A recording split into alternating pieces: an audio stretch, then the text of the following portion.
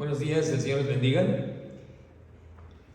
Le doy gracias a Dios por este tiempo de alabanzas que hemos tenido, que ha servido como un marco para tener ahora el estudio, que continuaremos ya como la segunda parte de este tema que iniciamos la semana pasada. El título del tema de hoy es La Cena del Señor, una ordenanza dada por Cristo a su iglesia. Y la semana pasada estábamos viendo algunas cosas importantes alrededor de esto.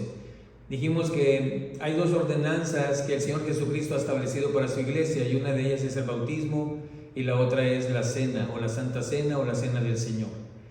Y también estuvimos observando y diciendo que pues una ordenanza es algo que la iglesia practica porque Jesucristo lo ha establecido así. De tal manera que nosotros podemos ver que desde la iglesia primitiva hasta nuestros días, la iglesia, esto es, aquellos que le han entregado su vida a Jesucristo, los nacidos de nuevo, se congregan precisamente para ser edificados mutuamente los unos a los otros y también para exhortarse los unos a los otros, pero también nos congregamos para partir el pan y participar del jugo de la vid y a estos elementos, estos símbolos que el Señor Jesús dejó precisamente para que nosotros le celebrásemos a Él. Es un memorial que Él ha dejado para que la iglesia le recuerde. Así que decíamos también que en la Biblia nosotros podemos encontrar esta ordenanza de diferentes maneras, o la Biblia la refiere con diferentes nombres. Se le conoce también como la comunión, ¿sí? La comunión por un lado, la mesa del Señor, la cena del Señor, la Eucaristía, que decíamos, bueno, es un término un tanto religioso, pero significa acciones de gracias, así que nos acercamos a la mesa del Señor con un corazón agradecido, y es muy importante tener en cuenta eso. Y también se le conoce como el partimiento del pan. Decíamos la semana pasada, pero ¿qué representa la comunión? Antes de decir lo que representa, quiero recordar que hay por lo menos dos errores de interpretación acerca de la comunión o del partimiento del pan o cena del Señor. El primero de ellos se le conoce como la transubstanciación o sustanciación. Esta palabra transubstanciación se deriva del latín trans o a través y substantia o sustancia. Es la doctrina católica que significa conversión de las sustancias, es decir, el pan y el vino se convierten en el cuerpo y la sangre de Jesús.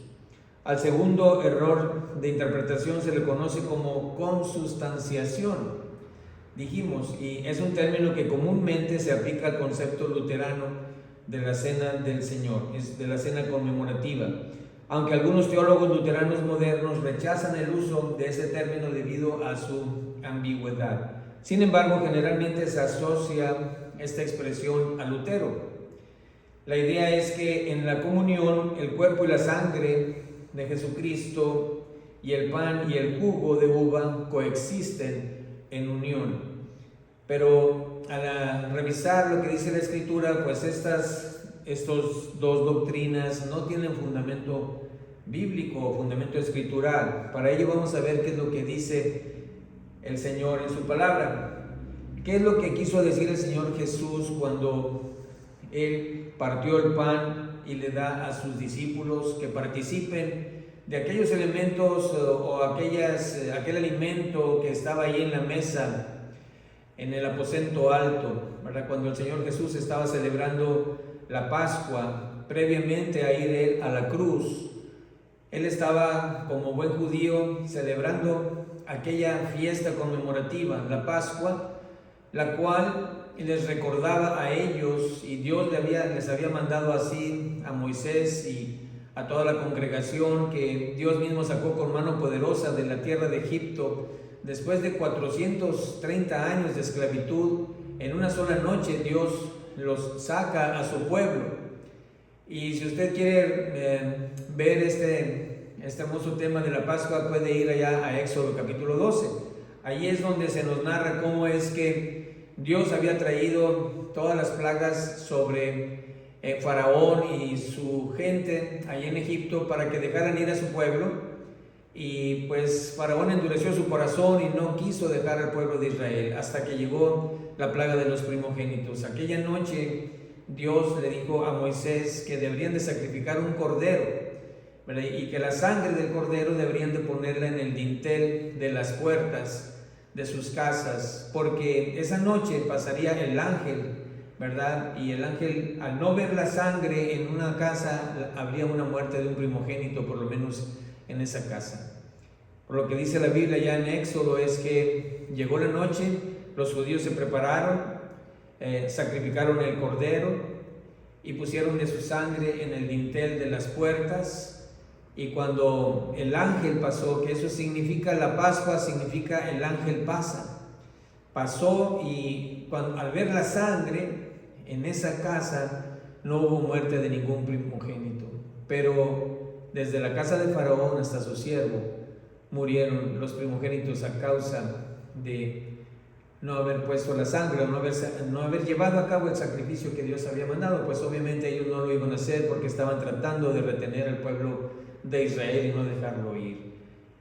La Biblia dice que Dios instituyó entonces esta conmemoración al pueblo de Israel, diciéndoles para que todas las generaciones que habrán de venir, si algún día te preguntan qué significa este rito, pues que tú les digas, es que un tiempo estuvimos como esclavos en Egipto, pero Dios nos libertó con mano poderosa y fue necesario sacrificar el cordero, ¿verdad?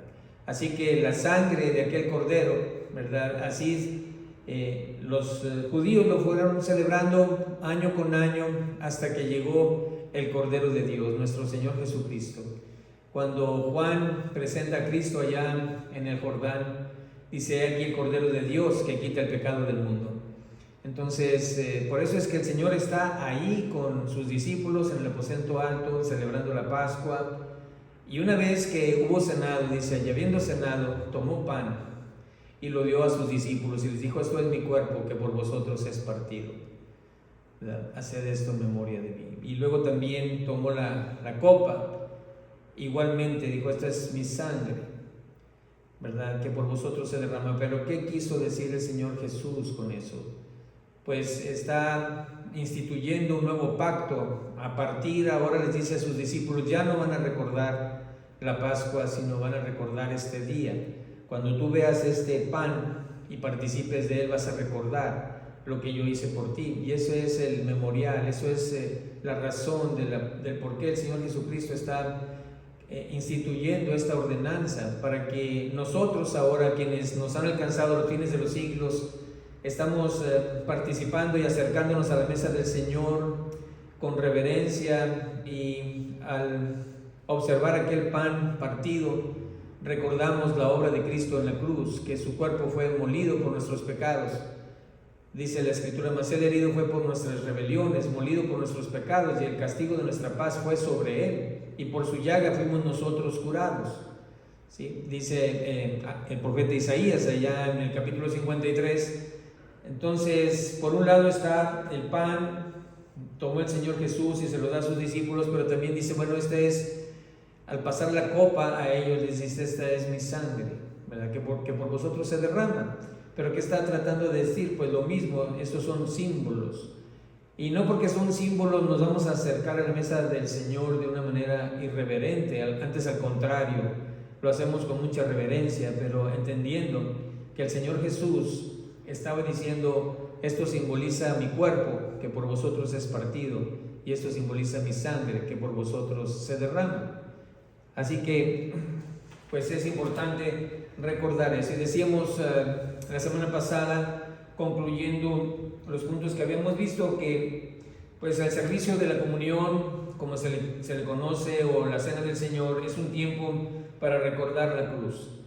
Debemos siempre estar agradecidos con lo que el Señor Jesucristo hizo por nosotros ahí en la cruz, siendo nuestro sustituto. Él murió en la cruz para salvarnos. Es un tiempo también para agradecer que, aunque somos indignos, nos acercamos a la mesa, ¿verdad? Nos acercamos como un lisiado, como Mefiboset fue invitado por el rey David a la mesa. Así nos acercamos nosotros. No hay en nosotros nada que nos recomiende para estar en la mesa del rey. Sin embargo, Él nos atrae a sí mismo y nos invita a que nos acerquemos. Es un tiempo entonces para agradecer que a causa de su elección, porque Él nos eligió desde antes de la fundación del mundo, ahora estemos acercándonos a su mesa, recordando a través de estos símbolos su muerte, ¿verdad?, por nosotros. También dijimos que era un tiempo para anunciar su pronta venida. Y es bien importante entonces que mientras nosotros nos estamos acercando a la mesa del Señor, lo hagamos precisamente recordando, agradeciendo y anunciando su pronta venida. Bien, pues ahora quiero pasar a haciendo algunas preguntas importantes, y una de ellas es ¿quién debe participar? ¿Quién debe participar de la cena del Señor? Jesús no dijo a todos que comieran el pan y bebieran la copa. Esto es algo que Él dijo solamente a sus discípulos que hicieran. Y vamos a ver Hechos 2:44. En Hechos 2:44 dice: todos los que habían creído estaban juntos y tenían en común todas las cosas.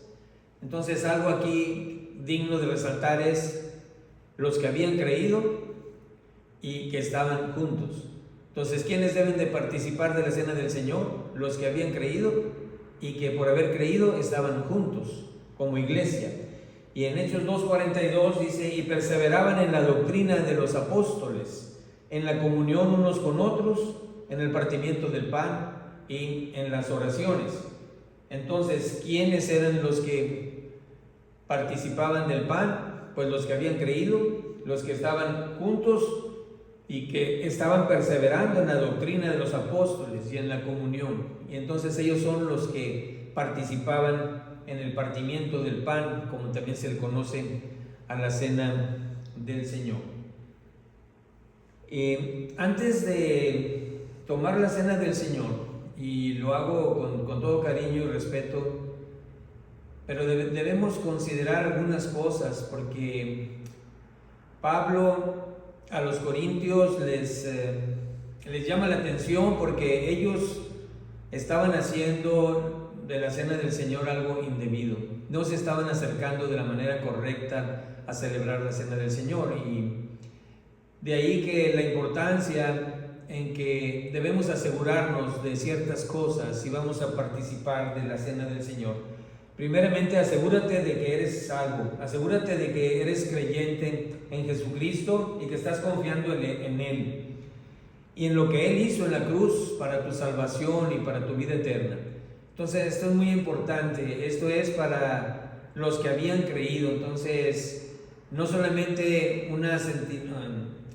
un creer aquí en la mente, sino creer con el corazón, ¿verdad? Como dice allá Juan capítulo 1, versículo 11 y 12: a lo suyo vino y los suyos no le recibieron, mas a todos los que le recibieron, a los que creen en su nombre, dice, a los que creen en su nombre, les dio potestad de ser hechos hijos de Dios. Entonces, solamente los que creen en su nombre, los que le han recibido, ¿verdad?, son los que son llamados hijos de Dios. Así que asegúrate que eres salvo, y también asegúrate de que sabes que eres salvo. Muchas veces he preguntado a personas si tienen seguridad de su salvación, y muchas de ellas me dicen: pues no sé, no estoy seguro. O algunas que dicen: pues yo he pensado que sí, o siento que sí, o se me hace que sí. Pero digo: pero si en este momento Dios no lo quiera, tú llegaras a morir, ¿a qué lugar irías? ¿Irías a la presencia de Dios o estarías eternamente separado de Él? Y él dice: no, la verdad es que no sé, no estoy seguro. Bueno, la Biblia nos da seguridad. No es por lo que sientas o lo que experimentaste en ese momento. A veces le hacemos mucho caso a nuestros sentimientos, y no es que los sentimientos estén mal. A lo mejor algunas personas al momento de aceptar al Señor Jesucristo llegaron hasta las lágrimas por el arrepentimiento de su pecado, y qué bueno, gracias a Dios. Habrá algunas personas que no experimentaron nada de eso, pero creyeron por fe en lo que Dios dice en su palabra, y entonces son nacidas de nuevo, o sea, verdaderamente creyeron y aceptaron a Jesucristo. Así que, pero sí quiero decirte que la Biblia es muy clara, ¿verdad? Y nos da seguridad de nuestra salvación. Y para ello te invito a que leas la primera carta del apóstol Juan. La primera carta del apóstol Juan, ahí puedes encontrar muchas evidencias de un nuevo nacimiento. Y puedes encontrar algunas de ellas como un amor supremo por Cristo, amor por las almas perdidas, anhelos de orar, peticiones contestadas, hambre por la palabra de Dios, testificar a otros de Jesucristo. Estas son algunas de las evidencias. Cuando una persona nace de nuevo, inmediatamente se desarrolla en él el anhelo y el deseo de tener una comunión con el Padre, ¿sí? Así que ahí el apóstol Juan en su primera carta, particularmente en el capítulo 5, nos da algunas evidencias para tener esa seguridad. Perdón. Y quisiera que veamos algunos de ellos. En 1 Juan 5:15 dice: y si sabemos que Él nos oye en cualquiera cosa que pidamos, sabemos que tenemos las peticiones que le hayamos hecho. Entonces es muy claro el Señor, ¿verdad? Si sabemos que Él nos oye, entonces sabemos que tenemos las peticiones que le hayamos hecho, ¿sí? Otro pasaje ahí mismo del 18 al 20 dice: sabemos que todo aquel que ha nacido de Dios no practica el pecado, pues aquel que fue engendrado por Dios le guarda y el maligno, no le toca. Sabemos que somos de Dios y el mundo entero está bajo el maligno. Luego dice el 20: pero sabemos que el Hijo de Dios ha venido y nos ha dado entendimiento para conocer al que es verdadero, y estamos en el verdadero, en su Hijo Jesucristo. Este es el verdadero Dios y la vida eterna. ¿Te das cuenta cómo en todos estos pasajes se nos habla precisamente de una seguridad?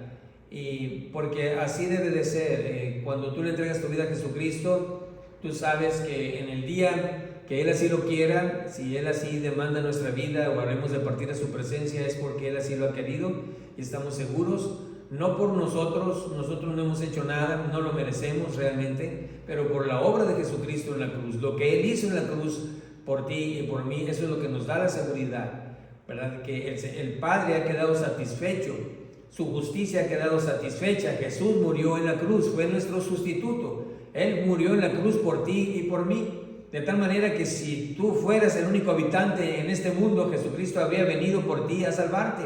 Ese es el gran amor de Dios por ti. Dice en Juan 3:16: porque de tal manera amó Dios al mundo, que ha dado a su Hijo unigénito, para que todo aquel que en Él cree no se pierda, mas tenga vida eterna.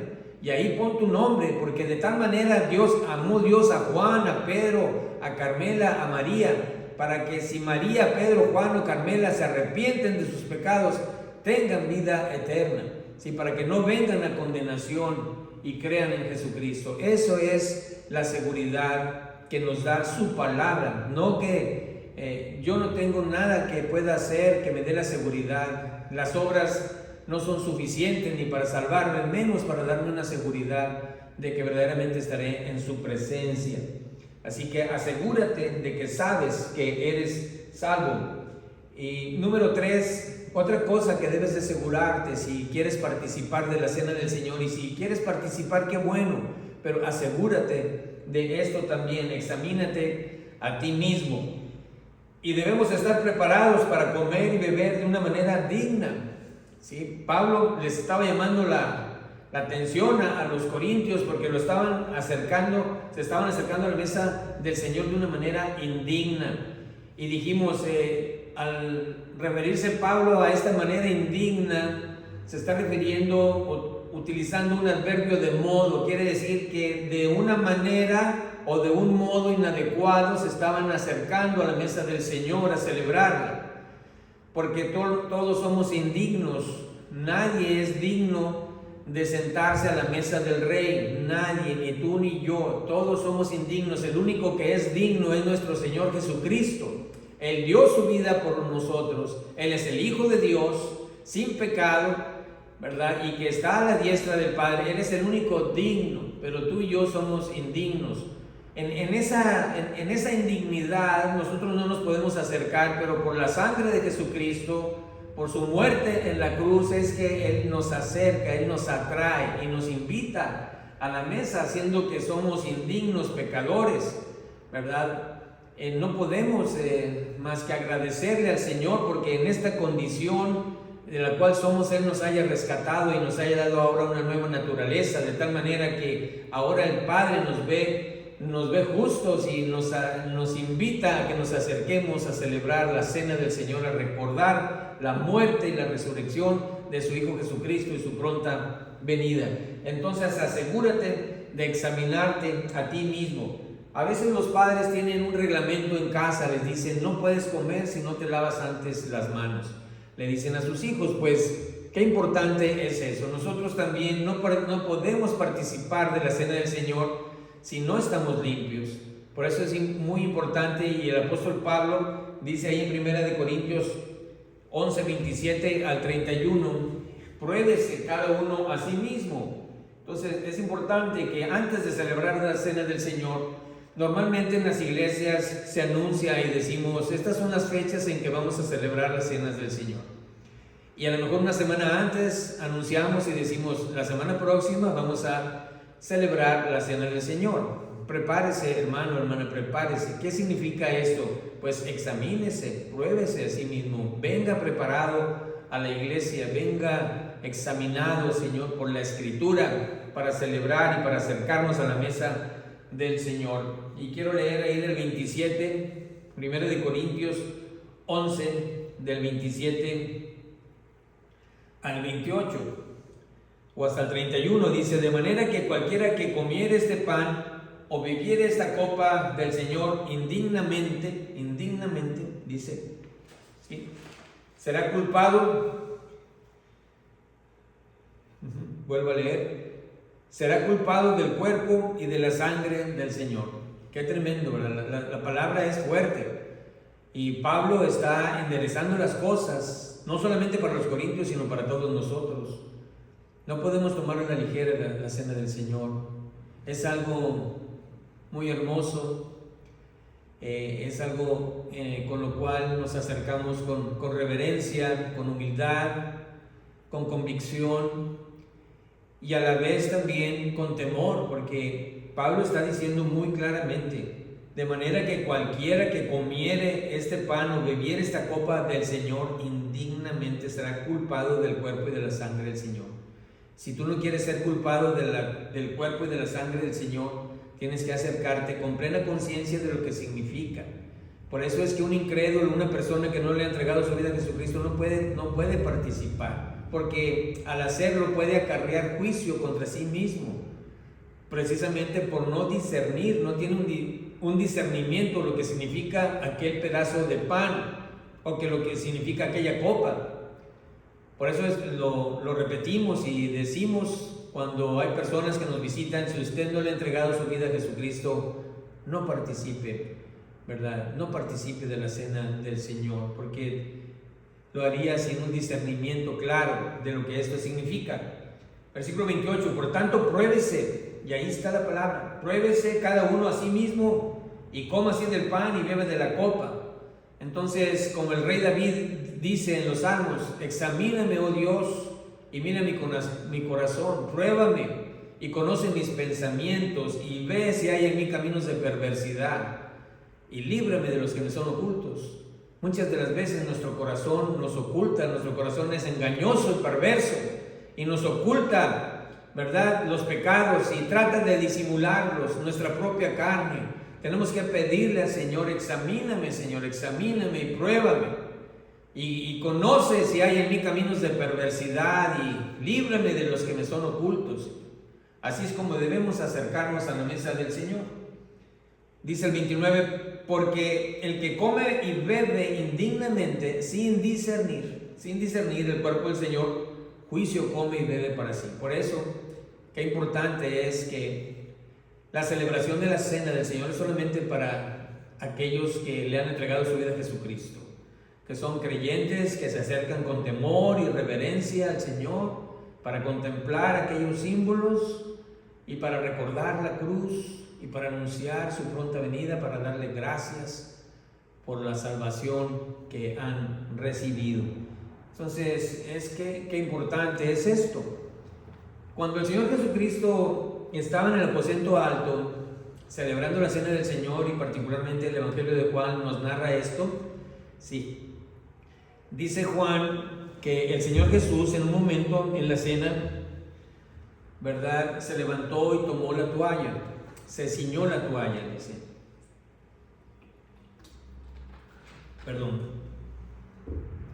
Se ciñó la toalla.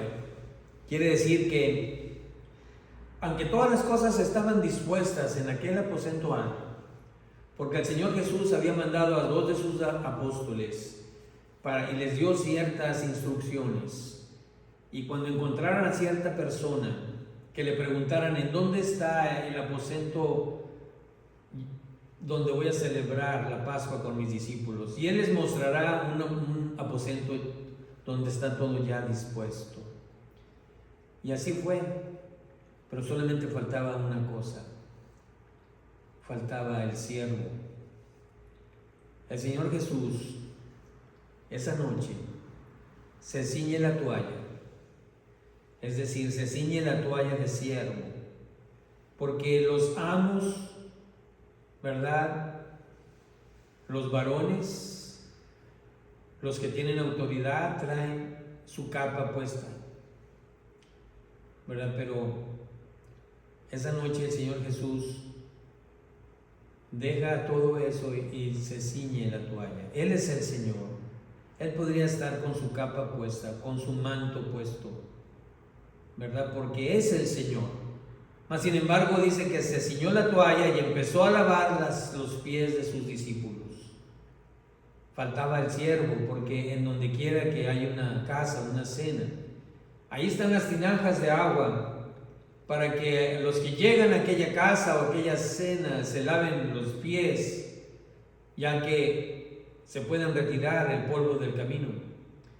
Pues el Señor Jesús, tomando la toalla, va lavando los pies de sus discípulos, y al llegar a Pedro dijo: no me lavarás los pies jamás. Dijo: si no te lavare, no tendrás parte conmigo. Entonces, Señor, no solamente los pies, sino la cabeza y todo mi cuerpo, dice el apóstol Pedro. Entonces es necesario estar lavados. Ahora, la sangre de Jesucristo nos limpia de todo pecado. La sangre de Cristo. Antes de participar de la cena, recordemos esa promesa de 1 de Juan 1:7, ¿sí?, que dice que la sangre de Jesucristo, su Hijo, nos limpia de todo pecado. Él derramó su sangre preciosa, la sangre divina de Emmanuel, Dios con nosotros, fue derramada en la cruz del Calvario. Y esa sangre, hasta la última gota derramada por ti y por mí, es la que nos limpia de todo pecado. Así que cuando venimos a la mesa del Señor, debemos ser conscientes de que nos vamos a acercar a aquellos símbolos, recordando su muerte, su pasión, lo que Jesús hizo por ti y por mí.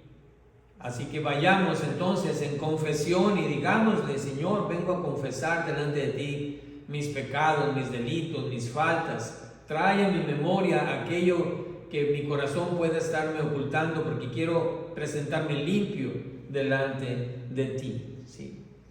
Entonces el único camino en que me puedo acercar a Dios es por medio de Cristo. Yo soy el camino y la verdad y la vida. Nadie viene al Padre si no es por mí. Él es el único camino, y por medio de la cruz nosotros tenemos que ir a la cruz y morir juntamente con Cristo ahí, el crucificado, juntamente con Él. Como dice el apóstol Pedro en Gálatas 2, el apóstol Pablo en Gálatas 2:20: con Cristo estoy juntamente crucificado, y ya no vivo yo, mas vive Cristo en mí. Y lo que vivo en la carne, lo vivo en la fe del Hijo de Dios, el cual me amó y se entregó a sí mismo por mí. Esa es la vida que nosotros debemos estar llevando día con día, la vida del crucificado. Ahí está la victoria para vivir una vida consagrada al Señor, pero tenemos que morir a nosotros mismos. Y al venir a celebrar la cena del Señor es igual, tenemos que ir ahí a la cruz y morir y decir: Señor, límpiame. Si puedes, si quieres, como dijo aquel leproso, si quieres, puedes limpiarme. ¿Y qué dijo Jesús? Puedo, y le limpió.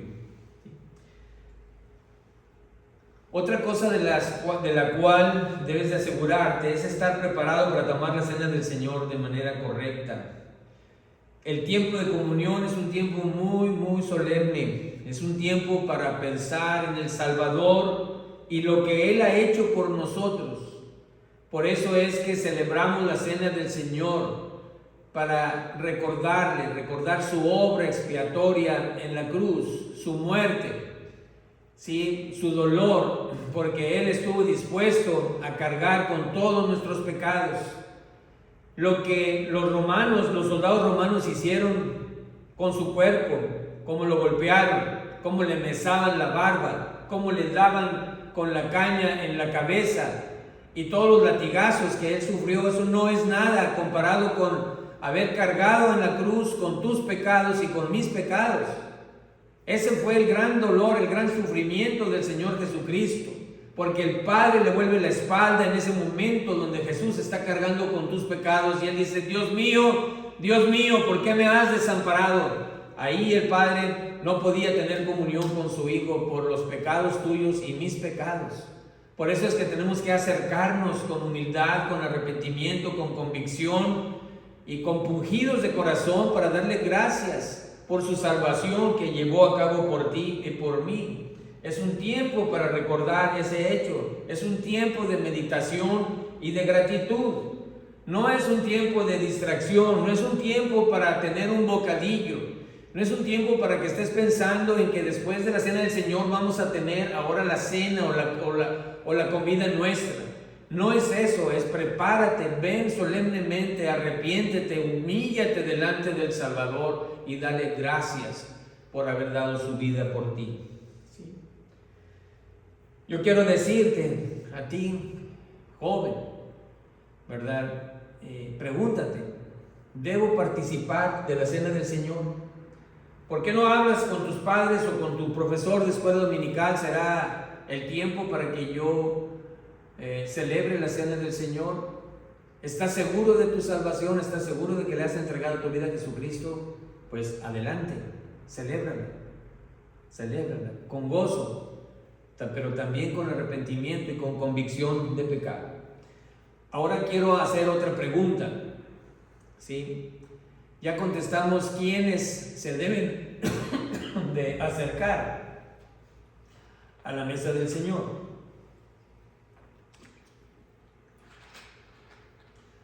Pero ahora quiero hacer la siguiente pregunta: ¿cuán a menudo se debe de observar la cena del Señor? El Señor Jesús no dijo cuán a menudo los creyentes deben observarla. No dijo que lo hiciéramos cada cierto tiempo. Los judíos la Pascua la celebraban una vez al año.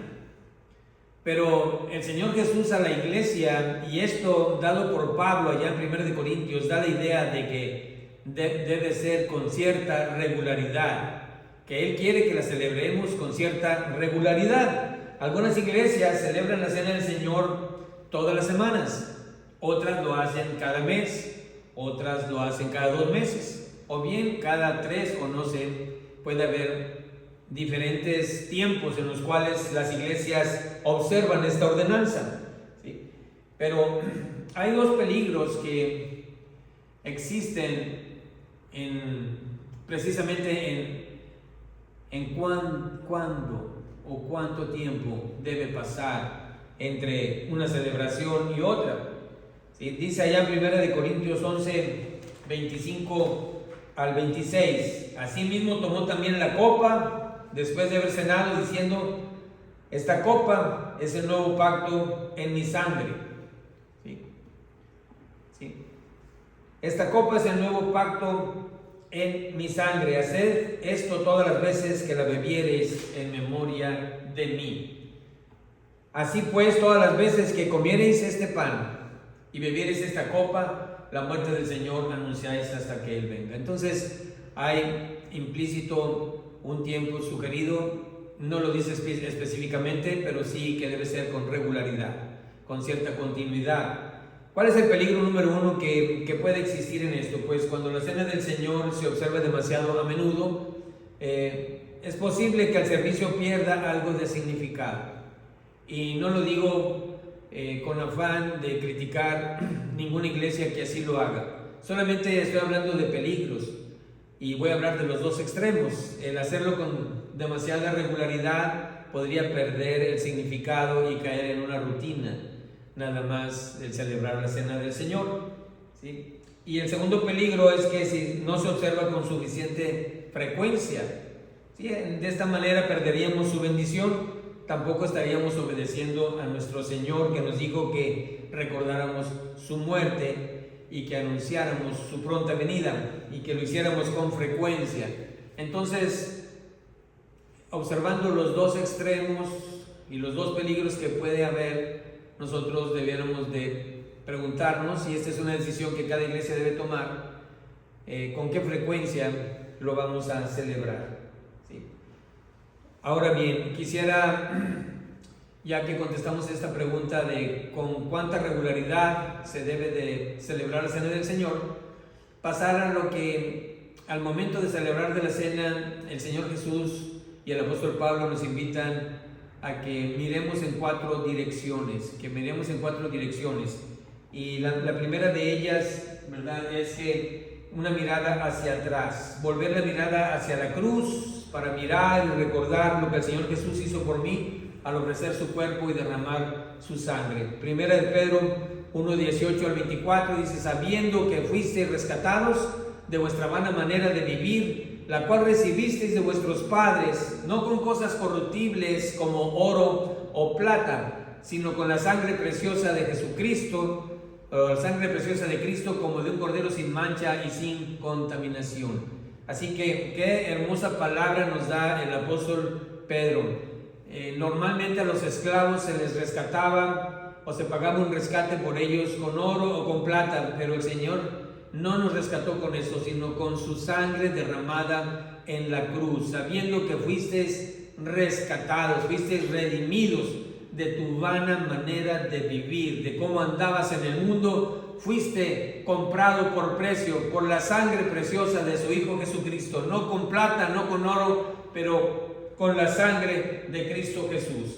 También Pedro dice en el capítulo 2, versículo 24, quien llevó el mismo nuestros pecados en su cuerpo, dice, quien llevó el mismo nuestros pecados en su cuerpo sobre el madero, para que nosotros, estando muertos en los pecados, vivamos a la justicia, y por cuya herida fuisteis llamados. Entonces tenemos que, el apóstol Pablo nos invita a mirar hacia atrás, mira en esa dirección. Estás celebrando la cena del Señor, tienes el pedazo de pan, el pan partido en tu mano, tienes la copa, el jugo de la vid, lo tienes en tu mano también. Observa ese pan partido y recuerda la cruz, recuerda el Calvario, lo que el Señor Jesucristo hizo por ti, cómo fuiste rescatado de tu vana manera de vivir, y cómo es que Jesús pagó por ti y por mí allá en el madero, ¿verdad? Fue crucificado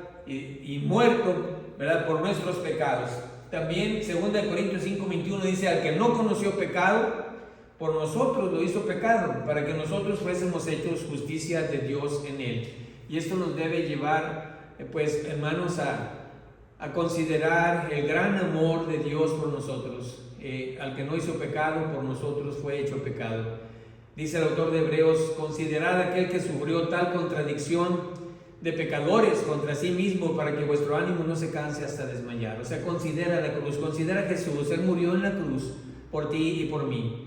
Sí, a ti y a mí nos tocaba estar ahí crucificados, mas sin embargo Él tomó tu lugar y mi lugar. ¿Cómo no darle gracias? ¿Cómo no acercarte con reverencia, con solemnidad, y ver aquel pan partido y decirle: Señor, gracias porque moriste por mí en la cruz? Gracias, Señor, porque tu cuerpo fue partido por mis pecados, fue molido por mis rebeliones, por mis iniquidades. Gracias, Señor, gracias. Entonces da esa mirada hacia atrás cuando te acerques a la mesa del Señor, pero también mira hacia arriba a la obra que Cristo está haciendo actualmente en el cielo. Mira a Jesús, que en el presente Él está intercediendo por ti y por mí.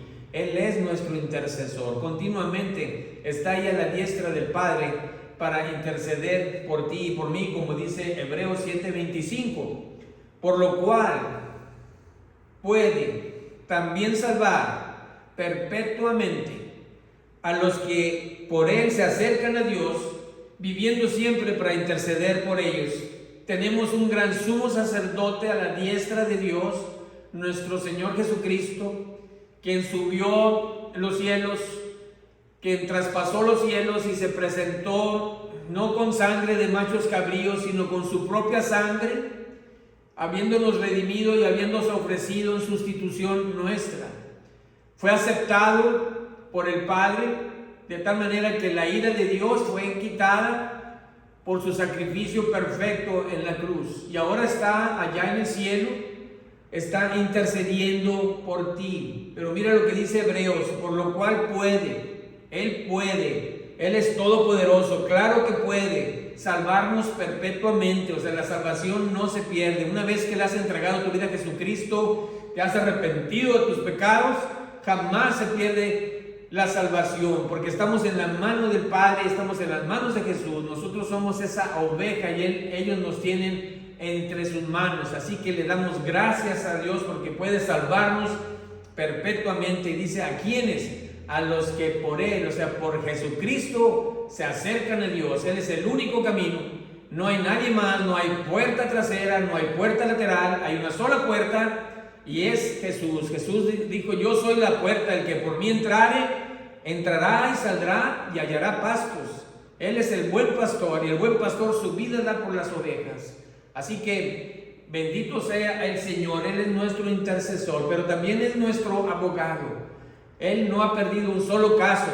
¿Sí? Todos nosotros pecamos y pecamos muchas veces, pero Él está siempre para abogar por nosotros, de tal manera que si nosotros confesamos nuestros pecados, si llegamos a Jesús, si llegamos a pecar, le decimos, Señor, he pecado contra ti, perdóname, entonces el Señor Jesús, como nuestro abogado, es como si dijera al Padre, mira, aquí está mi hijo, él pecó, ¿verdad? Pero yo ya pagué por ese pecado, él lo ha confesado. Entonces la sangre de Jesucristo nos limpia de todo pecado. Dice allá en 1 de Juan 2:1, hijitos míos, estas cosas os escribo para que no pequéis. O sea, no se trata de que peco, al cabo me arrepiento. No, cuando pecamos realmente viene a nuestra vida pues un dolor, ¿verdad? Una consternación de haberle fallado a nuestro Dios. Pero venimos con arrepentimiento y fe y le pedimos perdón. Por eso el apóstol Juan dice, estas cosas te las estoy escribiendo para que no peques, Y si alguno hubiere pecado, tenemos un gran abogado. Dice, abogado tenemos para con el Padre, a Jesucristo el justo. Así que si por excepción, por alguna causa, nosotros llegamos a caer porque el enemigo nos entrampó en nuestra propia antigua naturaleza, caímos delante de Dios y pecamos contra Él, tenemos un abogado que no ha perdido un solo caso si vamos con arrepentimiento y le pedimos perdón por nuestros pecados. Dice, Él es la propiciación por nuestros pecados, y no solamente por los nuestros, sino por los de todo el mundo. Dice Juan, Él fue propicio, ¿verdad? Él se entregó por ti y por mí para que pudiéramos ser salvos. Así que eso es una mirada hacia arriba. Ciertamente mirar hacia atrás a la cruz, mirar arriba lo que Jesús está haciendo, intercediendo y abogando por nosotros. Pero también nos invita al acercarnos al Señor, nos invita el apóstol Pablo a mirar hacia adelante. Nos invita a mirar hacia adelante. Porque ahí en 1 Corintios 11 dice, esta ordenanza la vas a estar cumpliendo y la vas a estar llevando a cabo hasta que yo venga, en memoria de mí, dice, en memoria de mí. Así que se nos invita también a mirar hacia adelante, a la esperanza bienaventurada, ¿sí? Esa esperanza bienaventurada que el Señor tiene para nosotros. Él vendrá aguardando y anhelando lo que Él hará cuando vuelva para completar la gran obra de salvación que Él ya hizo por nosotros. Para ello quiero compartir lo que sería Tito 2:13. Tito 2:13 dice, aguardando la esperanza bienaventurada y la manifestación gloriosa de nuestro gran Dios y Salvador Jesucristo. Fíjense qué palabras, qué hermosa palabra. Estamos con un anhelo y una expectación y una expectativa del pronto regreso de Jesucristo. Es la esperanza bienaventurada de la que siempre se ha hablado y hoy estamos más cerca que nunca. El Señor Jesús está a la puerta, viene pronto por su iglesia, viene por todos aquellos que le han confesado como su Salvador y han creído en Él y le han aceptado. Viene por su iglesia, viene por su novia, viene por su esposa para llevarnos allá al cielo y a celebrar allá con Él la cena, las bodas del Cordero. ¿Sí? Entre tanto que eso llega, nosotros debemos recordar lo que el apóstol Pablo dijo allá en Filipenses 1:6, estando persuadido de esto, que el que comenzó en vosotros la buena obra, la perfeccionará hasta el día de Jesucristo. Significa que todo aquel que ha nacido de nuevo, todo aquel que le ha entregado su vida a Jesús, que se ha arrepentido de sus pecados, Dios ha iniciado una buena obra en su corazón. Él nos va transformando de gloria en gloria, nos va llevando hasta la misma imagen de su Hijo Jesucristo, y así nos va perfeccionando a través de pruebas y dificultades. Él va perfeccionando nuestra vida para que un día vayamos a despertar a su semejanza. Así que mira adelante también. Pero también se nos invita a que debemos mirar hacia atrás, hacia adentro. Es la última mirada. Ya dijimos, mira hacia atrás, mira la cruz, mira también hacia arriba lo que Jesús está haciendo por ti y por mí. Mira hacia adelante la pronta venida de nuestro Señor Jesucristo, pero también mira hacia adentro. Mira lo que Jesús está haciendo por ti y por mí. Dice ahí en 1 Corintios 11, 27 al 32, de manera que cualquiera que comiera este pan o bebiera esta copa del Señor indignamente será culpado del cuerpo y de la sangre del Señor. Por tanto, pruébese cada uno a sí mismo y coma así del pan y beba de la copa. Porque el que come y bebe indignamente sin discernir el cuerpo del Señor, juicio come y bebe para sí. Por lo cual, dice, hay muchos enfermos y debilitados entre vosotros y muchos duermen. Si pues nos examinásemos a nosotros mismos, no seríamos juzgados. Pues mira lo que el Señor Jesús está haciendo por ti y por mí. Por eso es que Pablo nos exhorta, pruébate y examínate. Porque el Señor Jesús está ahorita en nuestra vida aquí santificándonos. Hay dos tipos de santificación. La santificación posicional, que Cristo ya lo logró cuando Él murió por nosotros y nosotros le aceptamos. Ahora ya estamos posicionalmente allá en los lugares celestiales con Cristo Jesús. Nuestro Padre Celestial ya nos ve ahí, nos ve santos ahí en su cuerpo de su Hijo Jesucristo, y ya estamos ahí. Pero hay una santificación progresiva, de la cual mientras estemos aquí y esa obra se vaya llevando a cabo, esa obra de gracia, de transformación de nuestros corazones, es importante que nosotros nos vayamos santificando. ¿Cómo le podemos pedirle al Señor que nos santifique? Pues santifícanos por medio de tu palabra, como dice allá en Juan capítulo 17, en la oración intercesora del Señor Jesucristo, le dice al Padre, santifícalos en tu verdad, tu palabra es verdad. Nosotros, cuando venimos a la Biblia, nos estamos santificando a través de la lectura de la palabra, pero también podemos ser santificados por medio de su Espíritu Santo, pedir al Señor, santifícame Señor, apártame para ti, borra de mí las rebeliones, mis pecados, pido perdón, santifícame por medio de tu Espíritu Santo, y también nos santifica por medio de la sangre de su Hijo Jesucristo. Y mientras estemos aquí, eso es lo que el Señor Jesús está haciendo. Ahorita, al acercarnos a la mesa, debemos de estarnos mirando hacia adentro. Para que no seamos juzgados, debemos acercarnos pues habiéndonos probado y habiéndonos examinado, ¿sí? Bien, pues qué hermoso es el saber que una vez que cumplidos estos requisitos, nos acerquemos confiadamente, porque dice el autor de Hebreos, acercaos confiadamente al trono de la gracia para hallar gracia y alcanzar misericordia para el oportuno socorro. Dios es un Dios de amor, es un Dios de paz, pero también es un Dios de juicio, un Dios de santidad. Dios es santo, Él es justo y quiere que nos acerquemos de la manera debida, no con las manos sucias, sino no digo solamente las manos, sino todo nuestro ser, todo nuestro cuerpo, nuestro corazón limpio por la sangre de Jesús. Así que debemos pues saber que mientras estemos aquí, estamos en una lucha. Romanos 7:18 Dice el apóstol Pablo: yo sé que en mí, esto es en mi carne, no mora el bien, porque el querer el bien está en mí, pero no el hacerlo. Estamos constantemente en una lucha, y no es para que nos desanimemos, ¿verdad? Tenemos tres enemigos a saber: Satanás, que es nuestro principal enemigo; el mundo, ¿verdad? El sistema de cosas, este sistema de gobiernos, el mundo, y la antigua naturaleza. Entonces nuestra antigua naturaleza, nuestro antiguo yo, se levanta, ¿verdad?, contra todo aquello que pues es espiritual. Nos está haciendo una lucha interna terrible y fuerte. Por eso Pablo llega a decir así: yo sé que en mi carne no mora el bien, ¿verdad? Mas gracias sean dadas a Dios por Jesucristo. Dice, Él es el que nos libra de este presente siglo malo, nos libra de las garras de Satanás y nos libra también de la antigua naturaleza, porque todo eso Él ya lo juzgó allá en la cruz del Calvario, ¿sí? Primera de Juan 1, del 7 al 9 dice: pero si andamos en luz, como Él está en luz, tenemos comunión unos con otros, y la sangre de su Hijo Jesucristo nos limpia de todo pecado. Entonces, hermanos, acerquémonos confiadamente, caminemos en la luz, ¿verdad?, en la luz de Jesús, y con esa confianza tengamos comunión con el Señor y comunión los unos con los otros.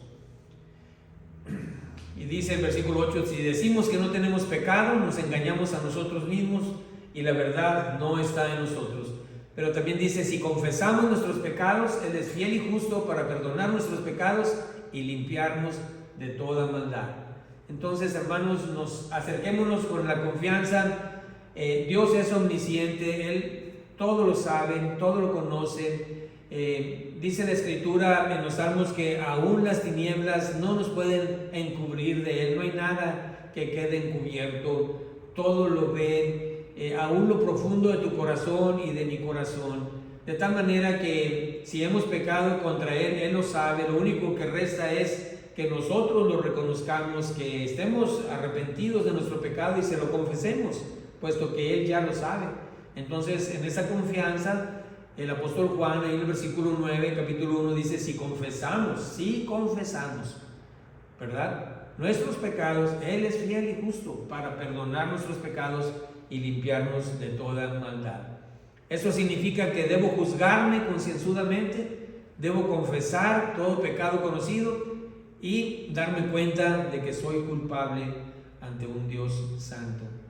Eso es lo que somos culpables, pero perdonados. Pero nos acercamos a la mesa con la confianza de que la sangre de Cristo nos limpia de todo pecado y que podemos acercarnos a la santidad de Dios sin ser destruidos. Si no fuera así, no podríamos permanecer delante de su presencia. La próxima vez, pues, que participes de la cena del Señor, piensa en estas 4 miradas. Una mirada hacia atrás y decirle: gracias, Señor, por tu sacrificio en la cruz, por lo que tú hiciste por mí, por tu sangre derramada en la cruz. Una mirada hacia arriba: gracias, Señor, porque tú eres mi Salvador, eres mi intercesor y eres mi abogado. Gracias, Señor, porque constantemente estás intercediendo por mí al Padre. Una mirada hacia adelante: gracias, Señor, porque tú volverás otra vez. Y quizás hoy puede ser el día. No hay nada en el reloj bíblico, en el reloj profético de Dios, que esté por cumplirse para que Jesús venga. Su regreso es inminente y significa que en cualquier momento, al canto del gallo o al amanecer, no lo sabemos cuándo, el Señor vendrá por su iglesia. Entonces, una mirada hacia adelante y darle gracias y anunciar su pronto regreso. Y también, por último, una mirada hacia adentro. Decirle: gracias, Señor, confieso mis pecados. Gracias porque me puedo acercar con confianza a ti, sabiendo que eres un Dios perdonador, ¿sí? Porque mis pecados han sido perdonados y porque tú eres fiel y justo para perdonar mis pecados y limpiarme de toda maldad. Pues esta es la conclusión de lo que es la ordenanza de la Cena del Señor. Una ordenanza dada por Cristo a su iglesia, solamente a los creyentes. Ellos son los que, o nosotros somos los que debemos de participar. Pues acerquémonos a la mesa del Señor, por un lado reverentemente, humildemente, solemnemente, reconociéndole por todo lo que Él ha hecho por nosotros, anunciando su próximo regreso, anunciando al mundo y decirle: pronto viene Jesús. Así que gracias te damos, Señor Jesús, por haber dado tu vida por nosotros. Vamos a orar para terminar. Padre Santo, te damos gracias por tu palabra y gracias por estas dos ordenanzas que tú has dejado a tu iglesia. Hemos estado viendo solamente la Cena del Señor y ahora, Señor, nos queda claro cómo es que debemos de acercarnos a ti. No permitas que vengamos de una manera impropia o inadecuada o irreverentemente, sino antes con temor y temblor acercarnos al Dios vivo, pero con la confianza de que hemos sido redimidos, hemos sido lavados, hemos sido limpiados por la sangre de nuestro Dios, la sangre de Jesucristo. En esa confianza venimos a ti, nuestro Padre, amado Padre Celestial, para celebrar esta cena, teniendo en nuestras manos estos símbolos que nos hablan, al verlos, nos hablan del sacrificio de nuestro Señor Jesucristo, su muerte expiatoria en la cruz, su pasión para poder redimirnos y ahora presentarse delante de Dios y presentarnos a todos nosotros delante de Dios. He aquí yo y los hijos que Dios me dio. Así que te damos gracias, gracias por ello. Tómanos en tus manos, Señor, y ayúdanos a celebrar con convicción y con conciencia de qué es lo que estamos haciendo al partir el pan y participar del pan partido y participar del jugo de la uva, que representan por un lado tu cuerpo que fue molido por nuestros pecados y tu sangre derramada en la cruz del Calvario a favor nuestro, con lo cual nos limpias de todo pecado. Te alabamos y te bendecimos en el nombre de Cristo Jesús. Amén, amén. Gracias. El Señor les bendiga. Que tengan un día de bendición.